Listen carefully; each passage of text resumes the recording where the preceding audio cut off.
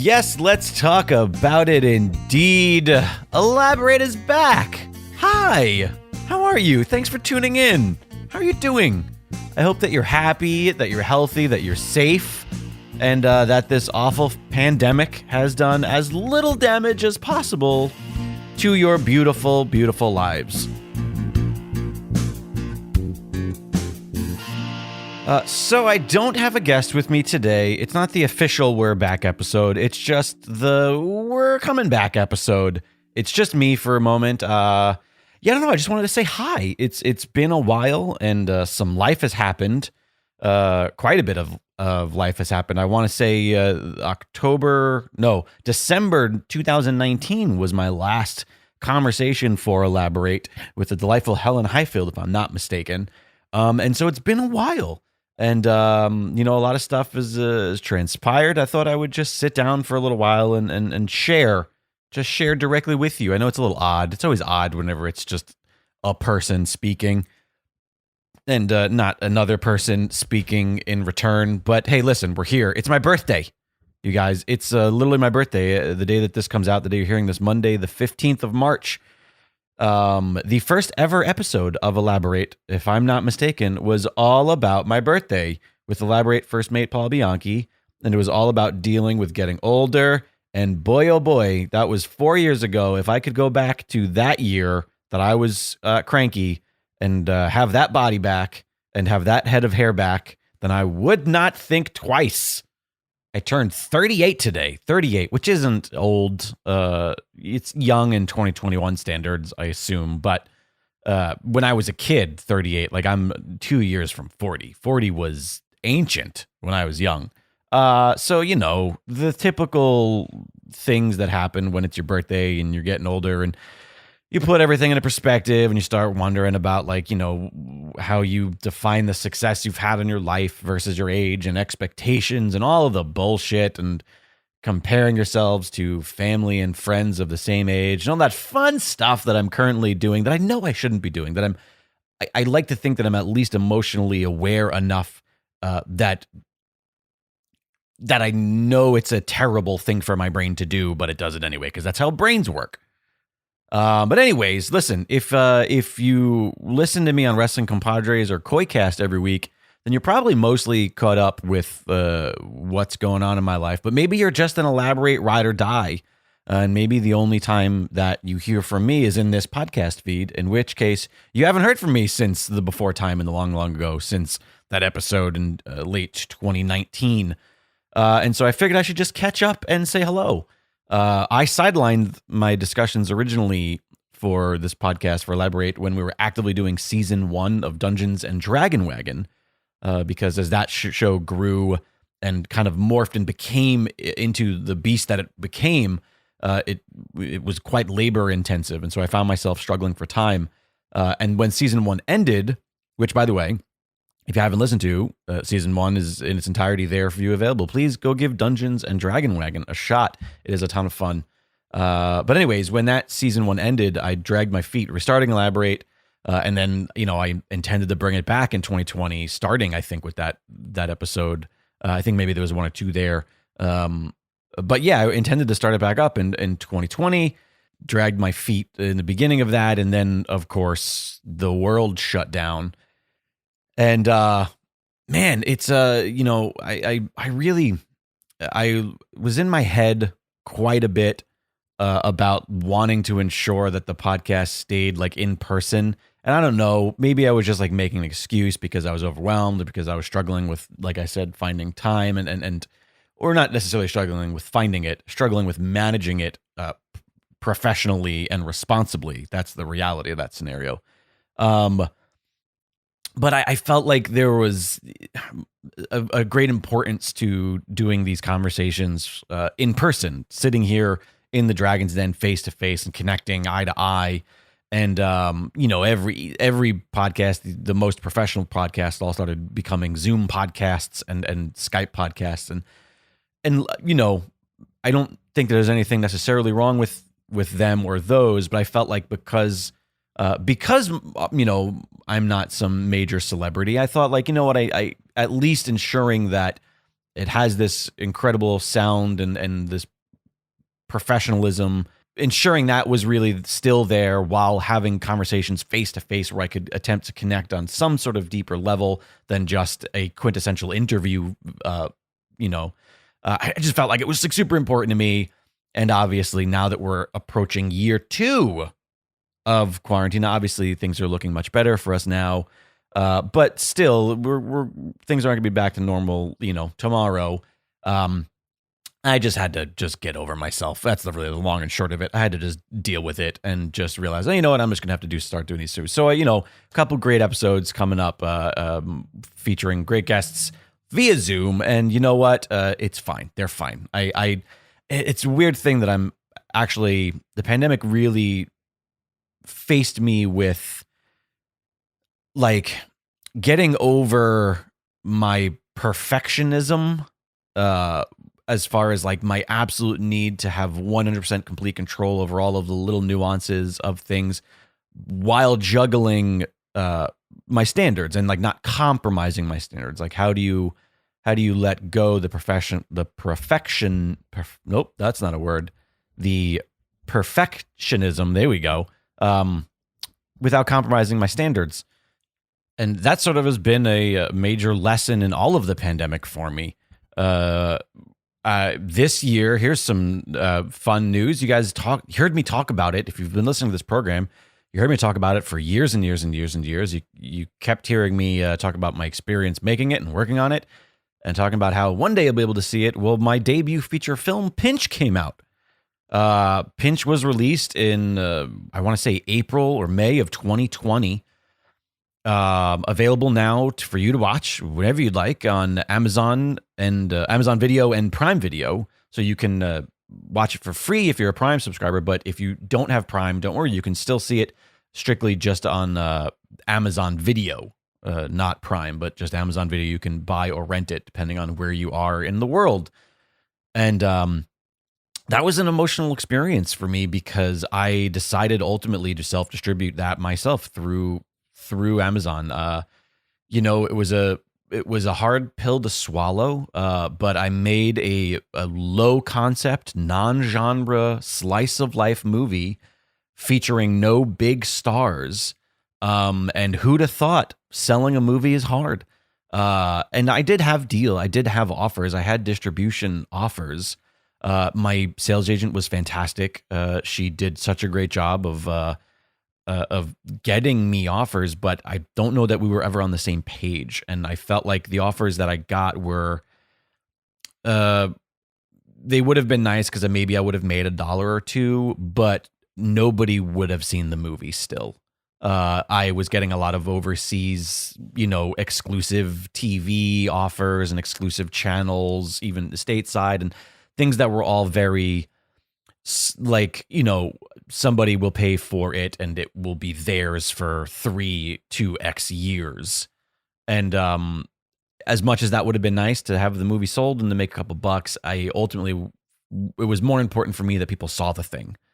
Because if it was on, some little faith and family TV channel that's on only exclusive cable packages in certain parts of the country, not an easy thing to advertise, and also most of the people that I wanted to see it probably wouldn't have been able to see it. So I decided in the beginning of the pandemic, when we were all stuck at home and we thought that we were only going to be here for a little while in the beginning of this all. Remember that? Remember when we were like, a few months, and we were like 3 months into it and we were all like starved for art, and we were just like, well, I don't know what to do. Where's the art?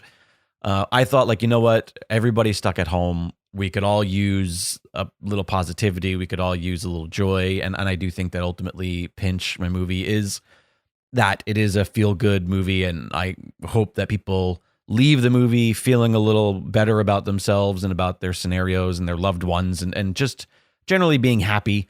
And I thought, I'm just going to put it out. And so I pulled my contract with my sales agent and I put it out myself through Amazon. And it was such an incredible relief to have it out, but it was still like a emotional learning experience, because here's this thing that I spent years and years of my life on. Now it's just out and it's there. You can watch it. That's great. but it's up to me to promote it. It's not like I have a team behind me marketing it. So the only people that are seeing it are people that I'm driving to it. Like, yeah, every now and then some people will find it organically and I'll get like a random review on Amazon or on IMDb that's like, hey, I stumbled across this. And they're not always great reviews. Some of them are crap reviews and they go like, this was boring. And I go, awesome. Thanks for leaving a review, bud. But they're overwhelmingly more positive. So, of course I'm only going to remember the really negative ones because that's what artists do. But I digress. People do find it organically, but for the most part, there's no big machine behind me. It's all me. I'm the one who has to drive faces to it. And so it was sort of I don't know what the right word is, humbling experience. It was an emotional experience because here I put all this work into something and now it's out there and now it's really a matter of seeing if anybody cares.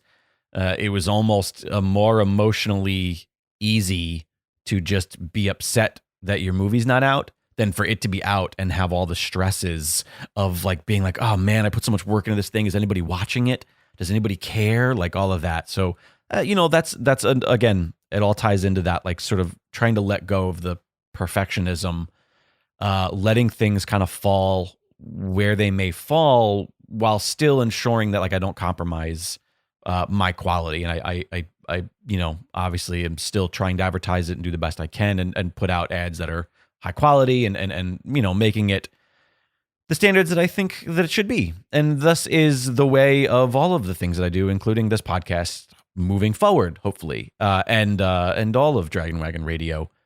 But yeah, it was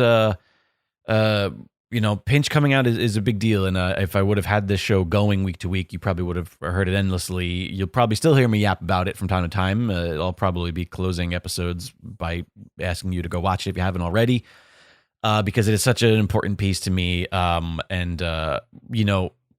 It's got so much of who I am in it. It's not perfect, but it's mine. And that's means a lot to me. And also it's, step one in the pandemic. I don't know if other creatives, if you're listening to this, you're an artist or, you just have a hobby that you do outside of your work. And you had this experience where in the beginning of the pandemic, everybody, at least a lot of my friends were talking about all this new free time that they had. They were all talking about like, oh, well, I guess I'll write that book or and then all of a sudden everybody seemed to have like free time because things were closed or because they lost their jobs, which obviously is not a good reason to have free time. But for whatever reason, I noticed an influx of people using the pandemic wisely to get in shape. Maybe that's the art that you're looking to do, is you're painting yourself. But people writing, people making things, people working out. And all of a sudden I felt this other stress that like, oh, I should also be doing this. But the reality is the pandemic actually didn't change a ton of my schedule.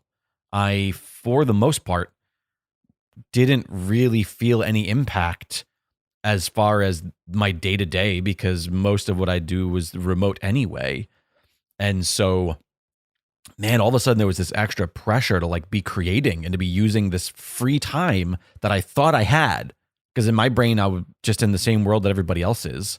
And so I obviously also have new free time. And so all of a sudden there was this whole other level of stress I was putting on myself for no additional reason to continue to create on top of what I was already doing.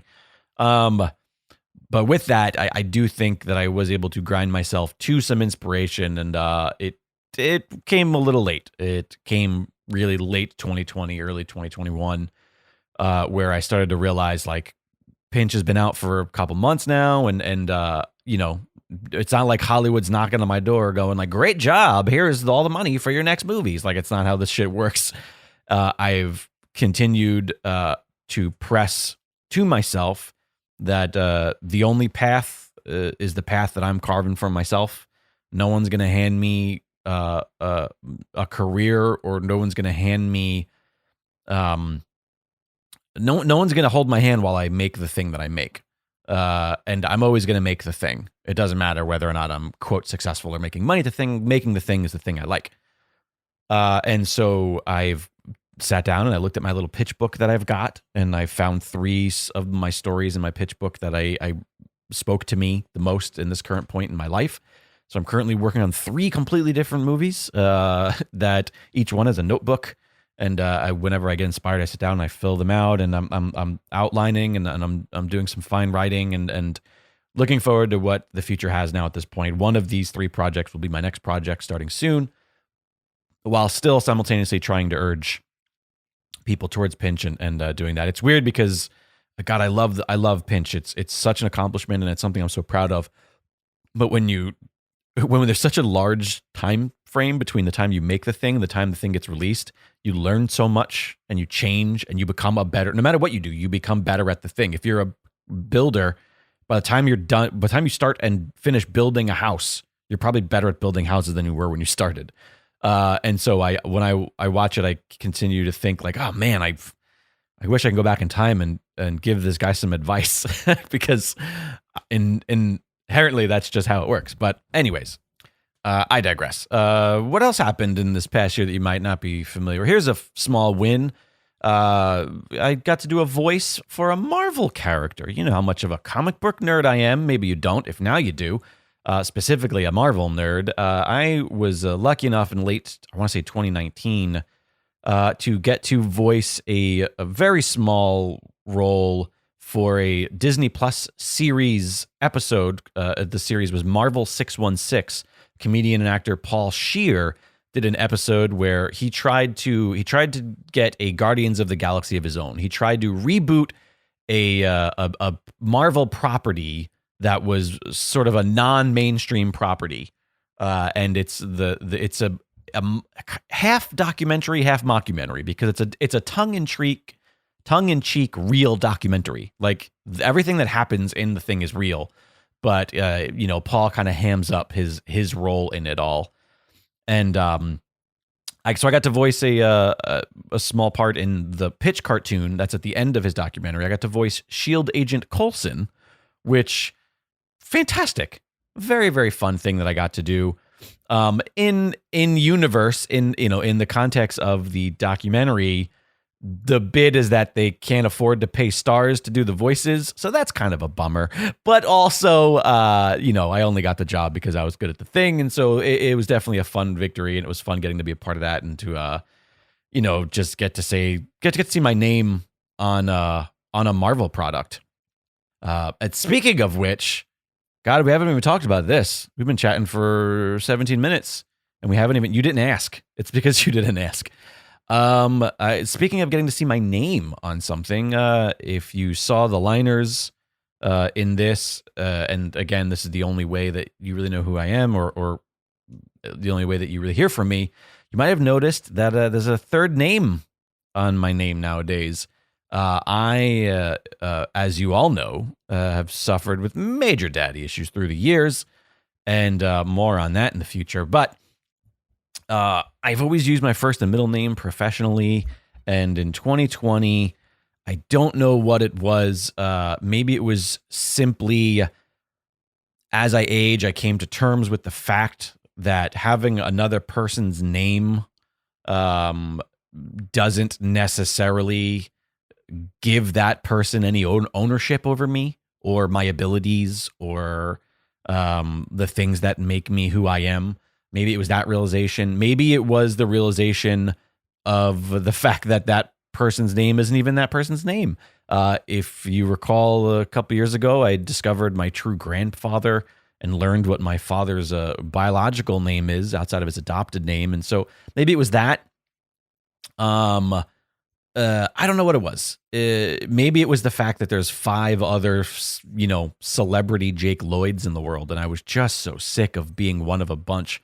Between the Star Wars kid, the Australian, Australian rules football player, to the apparently ridiculous far right conspiracy theorist conservative whack job on YouTube, who apparently is also named Jake Lloyd. I just decided it was better to be the one and only Jake Lloyd Bacon than to be one of a bunch of Jake Lloyds, and so I professionally added on the rest of my name. It's not like I changed my name. I am just the same name. I'm just using my full real name instead of part of my real name. It's been very weird for friends who were unaware that I had a third name. That's my favorite part of this is people who, when I posted about it on Twitter and when I was just like, hey, this is who I am, and I changed all my social media handles to @JakeLloydBacon, just getting random text messages from people going, nope, don't like it. Or what? Who is this now? Who are you? There was a little bit of that. It's incredible how long some people have known me and have not realized that my name is Jake Lloyd Bacon instead of Jake Lloyd. But anyways, it happened. It's fun. It's a fun new chapter in my life in which I get to be me all over again. But it's also been part of sort of a rediscovery process, which again, I don't want to credit the pandemic because fuck the pandemic and the way that the United States has handled it and the 500,000 completely unnecessary deaths. But that's another episode. But at some point in 2020-ish or in the past year, I kind of started this journey of rediscovery and trying to find things that maybe I had left behind that made me who I was, that brought me joy. Things like music that I haven't really listened to in a long time. Things like cycling. I built a bike over the past year. Money's been really tight. That's been the one way that the pandemic has been really, really stressful on me, is that pretty much since September of 2020, it's now March 2021, I really have not had any work. I've had, the trickle in income that I get from stuff like your incredible purchases over at dragonmagashop.com, which I'm incredibly grateful for, as well as, people who are join Patreons for some of the other shows and programs. But I have other little month-to-month, very small gigs, but for the most part, I haven't had like a real job since then, and that's been incredibly problematic. Not to mention the wildly unnecessary strain that it has put on Alexandra to keep us going and to keep us afloat, and that additional stress and pressure on her is wildly unfair. She's just an absolute fucking saint and an angel and an incredible human who, quite frankly, I'm not sure that I deserve. But again, maybe that's another conversation, or maybe that's just TMI. Maybe this whole thing is TMI. I don't fucking know. You're the one listening to it. But I built a bike because a long, long time ago, cycling was a huge part of my life. I was riding hundreds of miles a week. And I was really a mountain biker, but I did enjoy sort of a commuter grind. I'm not a big street cyclist. I'm not a racer in that sense, but I really enjoyed like gravel bikes and road bikes that are good for urban purposes. And I just love riding around neighborhoods and cities. And so I built a bike for very little money, pretty much just what I can afford. Not great. Doesn't quite suit my needs, unfortunately, but it'll do for now. And just getting back on the bike has been good for a few reasons. I mentioned at the top of the show, not super happy with where I am in my body right now. So the bike has been helping me get in better shape, maybe shed a couple pounds and just, again, try to refine a version of me that used to be there. And what's nice about being on the bike too, is because I can't be on your phone when you're riding around the, Los Angeles County city streets. It has also acted as almost a way of meditating, a way of being able to clear my mind, think. Again, I love just throwing on music. I created like a Spotify playlist called Bike Mix that is just music. It's a lot of 90s alternative and shit like that. It's just a lot of music from my youth that I stopped listening to, not because I didn't like it, just because I started listening to more podcasts. And also I just don't drive as much. For the most part, I really only listen to music in the car, I noticed pretty much throughout my 30s. I don't just sit down and listen to music when I'm at home. I usually throw on TV or I have something on the background. I haven't been a big music listener. And considering it was such a huge part of my life at one point, it's what I thought I was gonna do for a living throughout my teens for the most part. I went to college and studied music and thought I was gonna be a studio session player and whatnot. But in any case, getting on the bike, getting a little exercise while being able to listen to some music and rediscover artists and also discover some new artists. There's also a little discovery mixed in with my rediscovery. But it's all been really good. It's really healthy. I aren't riding as much as I would like to. But I'm riding. I do think the fact that my bike is a little problematic for my needs and it's not quite not quite the size I need it to be, and the ratio isn't quite work. My lean isn't. I'm not going to mix you down with bike jargon, but the dimensions don't quite work. My math isn't quite right for my body. But soon enough, hopefully, I'll be able to get something real good and get out there. And I want to get Alexandra a bike too, because I want her to come ride with me. Because I think that that's a real fun thing that we should be doing in the future here, because it's just nice. It's just nice to get out, and I really miss it. The only reason I ever stopped riding all those years ago was because all my shit got stolen. I moved to Los Angeles and I paid the LA tax, which is all your bikes have to get stolen. And I lost thousands of dollars worth of bikes. I had 4 bicycles stolen from me in my first year and a half of living in LA. And I kind of just got butthurt about it. I just got I was so emotionally devastated that they stole my bikes. And obviously some of them are just expensive bikes, but they stole some really meaningful bikes. 2 bikes that I built from scratch. One that I literally put together. It washed up on the shores of Pensacola Beach after Hurricane Katrina.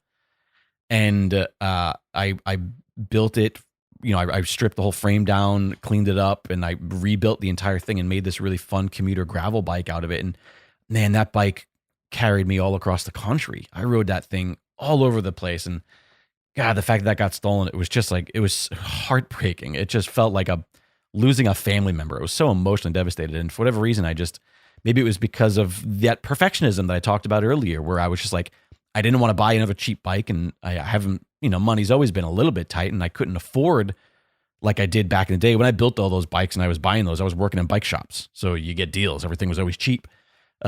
Maybe my, ego and the, perfectionism of me of feeling like I needed to go buy a top tier professional bike. I couldn't just go in there and buy a cheap bike, a starter bike. I had to go get a nice high quality bike shop bike.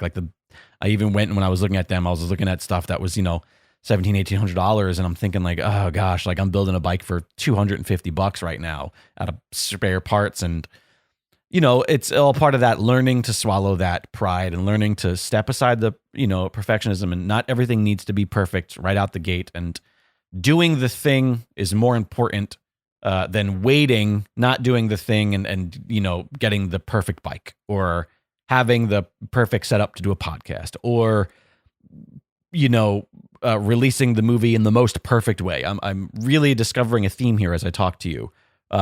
Really, that is, wow. Breakthrough, ladies and gentlemen. Yeah, letting go of the perfectionism and the need for everything to be exactly the way you want it. And letting that, more so, not necessarily letting go of that need, but making the lack of it hold you back from doing something. That's what it's really about. That's my message for this little whatever I'm doing now, is don't let the perfectionism hold you back from doing the thing. And so that's what I'm doing. So I built the bike. I'm on the bike. It's fun. It's enjoyable. What else has occurred in this year? Oh, God, I'd be remiss if I didn't talk about an obsession that I had all throughout the pandemic that I continue to have. I don't know if this happened to any of you, but early on in the pandemic, when we couldn't go to restaurants, we couldn't go out to the movies, we couldn't go see our friends, every day became the same. I would do my work. Alexandra would do her work. We would reconvene. We'd hit the couch. We would order us some dinner. Couldn't go out anywhere. We'd have to order us some takeout or take in, I guess, delivery. And we'd watch a movie. And after a few weeks, as much as I love movies, the narrative feature film stopped becoming the escape that it once was, and it started becoming part of the grind. And so I found myself drifting towards live shows, watching, whether it was live comedy or stand-up, or just anything that was taped with an audience or a crowd. And I don't think I realized that that's what I was doing in the beginning, but it soon became apparent that oh, I wanted to feel like I was there. I wanted to feel like I was a part of the thing. And then I had sort of discovered I always knew the show existed, but I didn't quite understand what it was to its full extent. And I stumbled across the fact that they added the Chris Gethard show to the HBO Max when HBO Max came out. They added the True TV episodes. There were, I think, 2 seasons of the Chris Gethard show that was on True TV. And I checked those out, and oh my God, it was the most incredible, warm, loving hug in the middle of a pandemic where you can't see anybody and you don't feel like you're in sync with your community, where you don't feel like you can, have a bunch of friends over and just shoot the shit and be silly and have fun. The Chris Gethard Show is everything. The Chris Gethard Show became the ultimate escape for me. And it's this incredible punk rock comedy show, talk show, variety show, sketch show. It's indefinable, which is one of the things I love about it. And Chris Gethard, if you don't know who he is, he's a really fantastic comedian who's one of those comedian storyteller types. If you're a fan of Mike Birbiglia, you are likely a fan of Chris Gethard. Mike Birbiglia is the more famous Chris Gethard. And that's nothing against Chris. That's just the way that those cards fell. But Chris has been super transparent. His award-winning stand-up special is more of a one-man show all about his bouts with suicide. It's called Career Suicide because everybody told him don't do a whole stand-up show about wanting to kill yourself. And he did it, and it's incredible, and it's amazing, it's beautiful, and he's an incredible man. That's who he is. But he, at some point was struggling with his own career as a stand-up and as an actor and all the things, and decided to start doing this public broadcast show in New York City. And after seeing the episodes that were more recent that were picked up and True TV put on HBO Max, I went back, and the entire public access archive is on their YouTube channel. And there's a lot of them, and I watched all of them. And I've watched a couple of them multiple times. It is the audience that shows up there in New York City for those shows every week, every Wednesday night in a public access studio. Just a bunch of freaks and weirdos and outcasters and my people. They're just my people. And they're so much a part of the show. They're literally on stage. Like there is no differentiation between the panelists, the guests, the sketch or whatever, and the audience. They're all one. And man, it was just an incredible thing to discover in the pandemic because it just made me feel so good. It made me feel like I was part of something. It really filled the void I had for people, which was something that I learned in the pandemic, is that as much as I'm not a social butterfly by any means, and I'm not a huge party person. I don't drink. I don't do drugs, and I have a tolerance for being at a party and going and I'm a sucker for a game. Then I'm a sucker for hanging out with friends and just being goofy, which is a whole different thing. But as much as I'm not a socialite and I tend to stay in, I really do need people, and I really do love gatherings. I love being a part of a group and being in a group and those experiences, which I think I might have not realized how important to me they were pre-pandemic, I've come to realize are incredibly important. I don't know that I have a giant cup that I need filled. I don't have a giant social butterfly cup, right? It's a little one. It's a Dixie cup. But when it's empty, I feel the effects real hard. So I need to fill that little cup up. And, I also have discovered that I do think that live performance is something that I miss. I was a stand-up comic for over a decade, and I haven't necessarily left it behind, officially, but it's something that I just don't do anymore. And I'm realizing, and that should help me realize, the live theater or the live audience is something I really miss, and it's an experience that I really miss. And it's one of those things that, again, rediscovering, I think, was such a big part of who I was for such a long time, that when we're out of this, I'm doing something. I don't know what it is. The house show really helped fill that void, hosted by Zen Zenith on the network here. And when Zen stopped doing that show, man, it was a bummer to me, because even though I wasn't on the show and I wasn't hosting it, I was producing it. I was there every night. I was running it, and it really filled that void. And when things get back to normal, if the house show in some way, shape, or form has to come back as a variety show or a comedy show or something. I don't know. I'm just talking, but something's going to happen. That's necessary. Anyways, I don't know. I did not expect this to be a 30-minute long talk too. But yeah, I just want to say that I love you guys, and I'm really excited to start doing Elaborate again and having these conversations. It has been such a roller coaster of a time, like most of our emotional existences are. There have been a lot of little victories. There have been a lot of little defeats. But there is always growth, and hopefully you will join me in continuing to do that.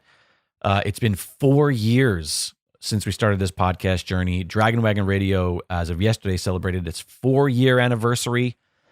Really weird starting the podcast network the day prior to my birthday. I may regret that 10 years from now, when every one of my birthdays is overshadowed by Dragon Wagon Radio. But I digress. See, I got to let go of the perfectionism.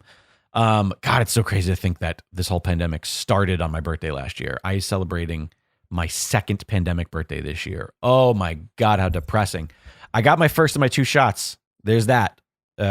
In 10 days from now, I'll have my second shot. So, I'm going to hug you when you get yours, and it's safe. That's all I'm saying. Anyways, Future of Elaborate. We're here. We're back. We can call this Collection 2, Season 2, whatever you want. I don't know.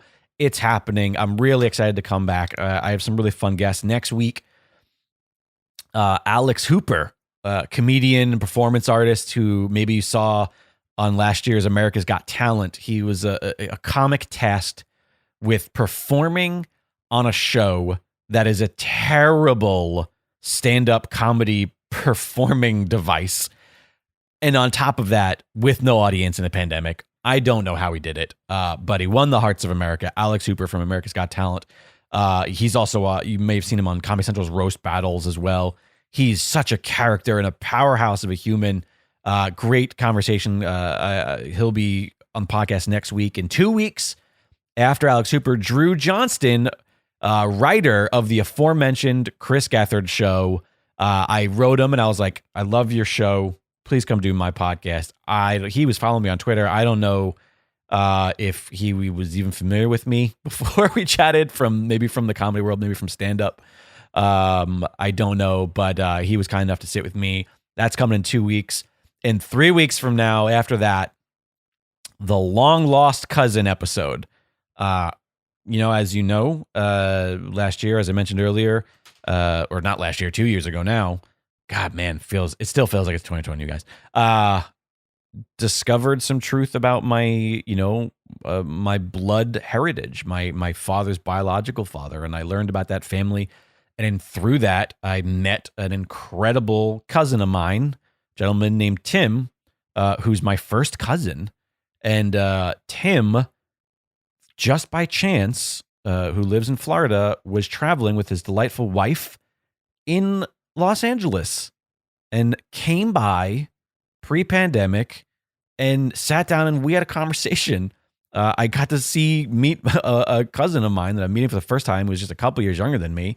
And we talked all about familial scarring. We talked all about generational scarring and the cycle that occurs through bloodlines, and just, it was crazy. It was an incredible conversation. It was so personal. It was emotional. At some point, my sister jumps on via Zoom or Skype or whatever it was, and it's. I'm really excited to show you guys that. It's a couple years old now because it felt weird just throwing that out there in the middle of whatever without the show being active. But it's a fun conversation, and really interested to hear about how, despite the fact that we don't know each other and never knew each other, and the fact that our fathers are brothers who don't know each other at all whatsoever, literally have never met, how similar some things occur from generation to generation, even when you don't know each other, even when the families aren't emotionally connected or in each other's lives. It's real insane shit. I can't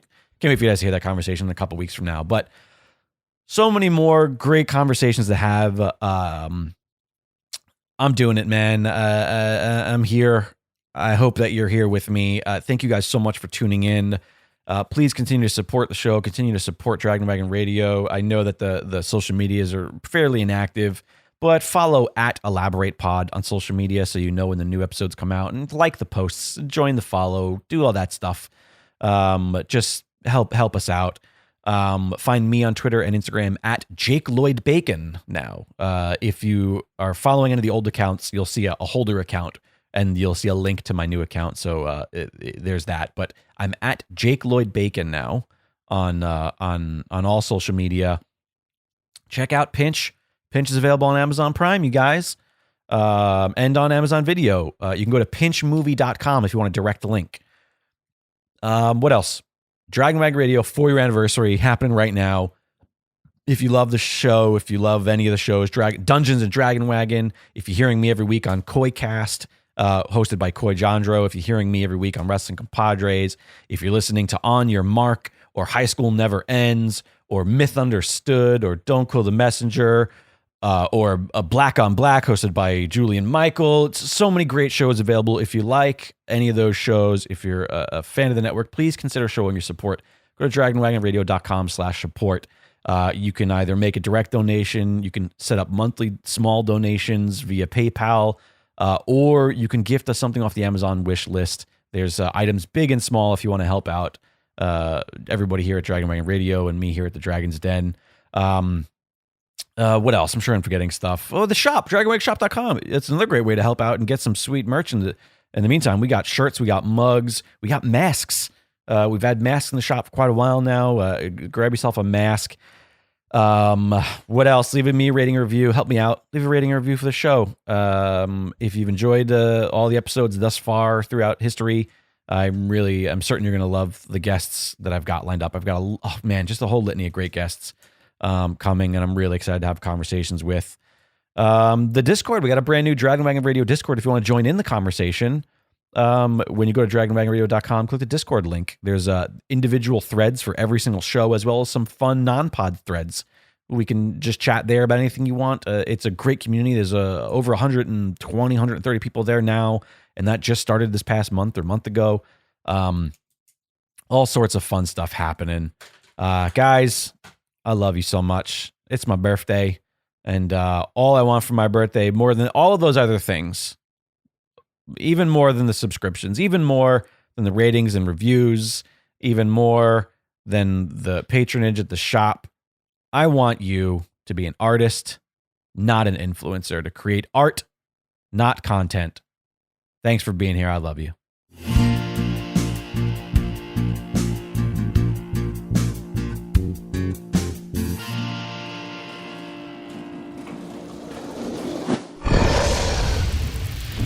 Dragon Wagon.